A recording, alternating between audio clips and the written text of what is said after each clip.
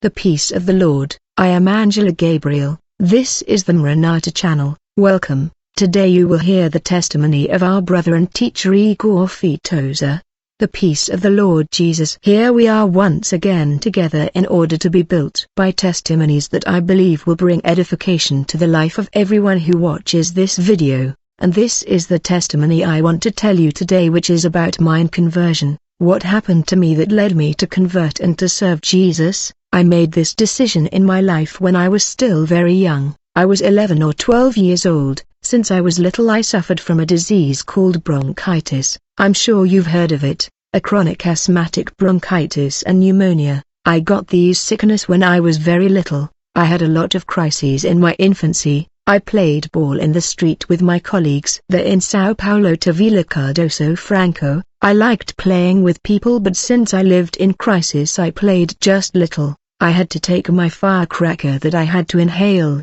I had to take a deep breath to be able to overcome the issue of shortness of breath. I suffered a lot from that issue. Often I had to run home to take the firecracker and was dependent on it. There was an occasion when I spent a whole night in crisis. My foster mother Jacqueline spent the whole night with me in crisis. I couldn't sleep due to shortness of breath. At the time my father worked at dawn or night. He was Ford employee and his work schedule was at night while I was in crisis whole night. I was practically sitting at the door of the house getting wind to see if I will be better, always taking a deep breath trying to breathe. It was something suffocating. Anyone who has been through this situation know what I am talking about. And when it was early in the morning, Jacqueline, my foster mother, called the neighbor Anderson, who worked at the time in a meat processing plant as he delivered frozen meat with the vans. On that day before he leave for work he asked my foster mother to take me to the hospital. At first they took me to a health center that was close.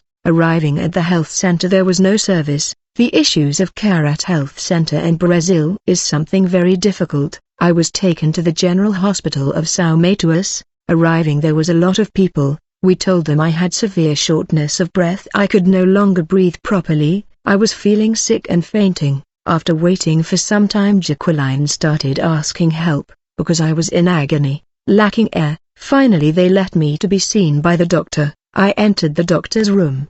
The moment the doctor looked at my face and asked me a question, but I never had the opportunity to answer because I passed out. From then on I didn't see anything else. My eyes were open to the spiritual world. Notice that I was between 11 and 12 years old. I was practically a child in the transition phase to adolescence phase. When my eyes opened in the spirit world I found myself in a very dark place. So I found myself in this very dark place, very hot. It was a huge darkness, and I looked at the ground and saw only a little light around my feet. I only saw where I was stepping, and I saw that it was a sandy stone land, but not clay. I was walking in that dark place when I started to hear growls. I know that you've definitely seen and hear the dog growls. I heard like a lot of dogs growling. I was there where there were a lot of dogs growling at me, but I couldn't see these animals who were doing this noise, and I kept walking and started to become nervous and desperate and in agony, because I don't know where I was and what was happening.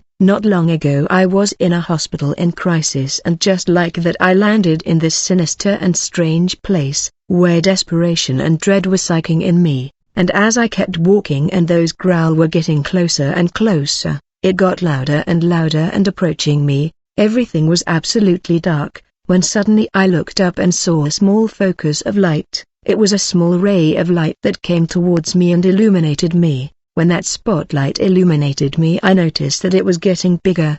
As it got bigger I started to see the place where I was, and when it was completely illuminated I could see what was growling. Brother, it wasn't a dog at all. I had that conception because I was still a child reaching adolescence and was not God's servant, so I looked and saw monsters. They were infernal beasts that walked in the darkness. They walked on two legs. They had deformed head, deformed teeth, huge claws, a lot of sharp thorns on the body. They were horrible animals. In my opinion they were monsters, right? They were there and it was a multitude of monsters who were around me. The light illuminated this place and I saw that these beasts and the monsters were large in size. They were turning away from the light and were moving away.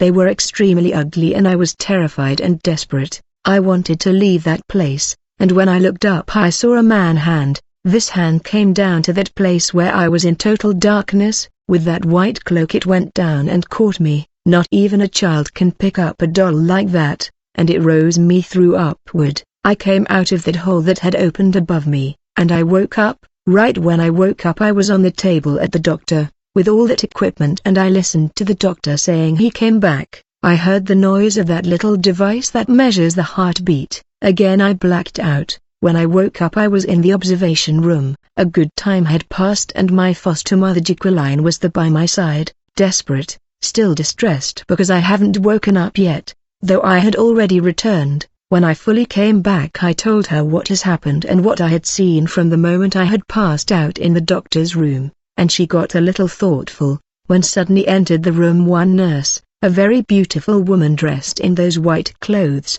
She entered the room where it was a law that only me and my mother were allowed, and she went directly to me and said, "So my young man, God saved you from death, God saved you of perdition, and God has a work in your life. Go to church, accept Jesus because he has great things to do in your life." And then she turned to Jacqueline and said, "Mommy, go to church, also take your child to the church because God has a great work to do in your life." This nurse did not come to apply medication or to see how I was doing.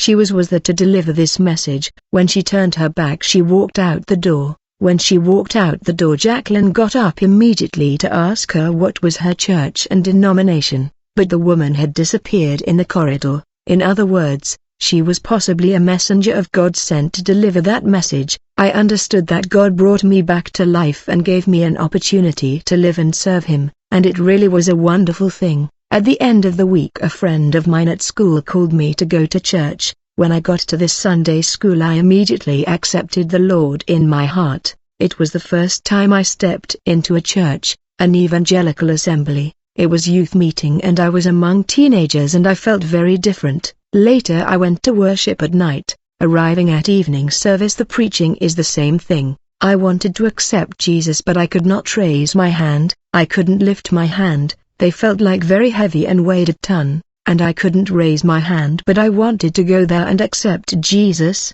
The service ended and I went home. On Monday I woke up in the morning. I turned on the television. While watching my cartoons, I thought to myself, I must go to church on Sunday again and I will accept Jesus Christ. When I was done saying this I heard a voice inside my room that said, "Don't do it, because you will ruin your life. You will stop enjoying your life with your friends on the street. You will stop enjoying your life as a teenager. You are still young. You will no longer be able to flirt." I thought to myself and said, "I don't think I'll go." At the same time I heard another voice, different, and very soft and calm, which said, "Go to church, accept Jesus and he will transform your life. You will see what God will do in your life." And I turned off the television. I said, "I really have to go to church, and I'm going to accept Jesus this week." On Sunday I was on the last bench in the church listening to the praises of a beautiful youth group of the Assembly of God. What a wonderful youth group of approximately 100 voices.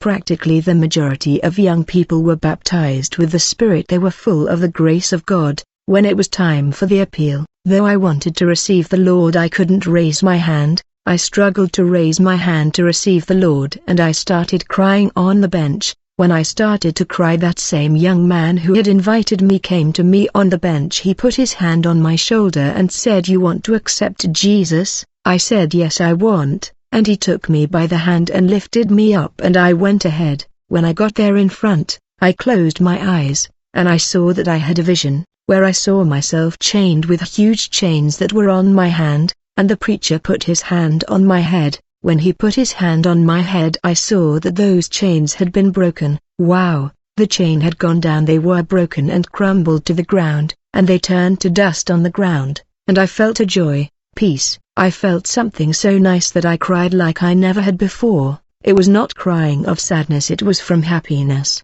and I went home crying with so much joy and so much delight. From that day forward I always serve the Lord. I had bad times and good ones, but that's part of the Christian walk. A week or two passed, and I had a dream that I was on a very tall mountain, extremely high, where I could see far away everything around me. It's as if you climb the mountain to do prayers on the mountain and climb to the top and look at night and see the whole city illuminated. The lights of the whole city illuminated the starry sky. That beautiful landscape was exactly what I saw in my dream.